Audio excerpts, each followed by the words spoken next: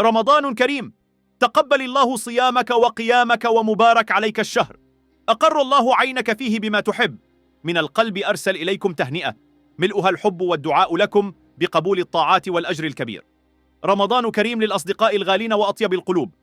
اللهم كما رزقتنا الإسلام بغير حول منا ولا قوة، نسألك أن ترزقنا رحمتك ومغفرتك في شهر رمضان، وألا تخرجنا منه إلا وقد رضيت عنا وغفرت لنا ما تقدم من ذنوبنا وما تأخر.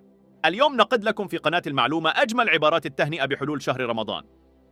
لكن قبل أن نبدأ لا تنسى أن تدعمنا بلايك للفيديو والاشتراك في القناة عشان يوصلك كل جديد. عبارات لتهنئة رمضان. مبارك عليكم الشهر الفضيل أحبابي، مبارك عليكم شهر رمضان، الله يبارك لكم الشهر الفضيل ويتقبله الله بصالح الأعمال ويعودكم بأحسن حال. أرسل لكم تهنئتي القلبية بمناسبة قدوم شهر رمضان، وأسأل الله العظيم أن يبارك لكم في هذا الشهر الكريم ويجعلكم من المقبولين صيامهم وصالح أعمالهم. مبارك عليكم شهر الخير، ونسأل الله الذي تطيب دنيانا بذكره وتطيب آخرتنا بعفوه وتطيب جنتنا برؤيته أن يقوي إيمانكم وينعم عليكم بمزيد من الصحة والعافية، وأن يشرح صدوركم ويسهل خطاكم ويجعل الجنة بعد عمر طويل مثواكم. اللهم بلغ أحبة رمضان واجمعنا على الخير والود يا رحمن. لا تشاهد وترحل، ولكن أكرمنا بالصلاة على الحبيب المصطفى صلى الله عليه وسلم. والله ما رأيت مصليا على النبي إلا وقد جبر.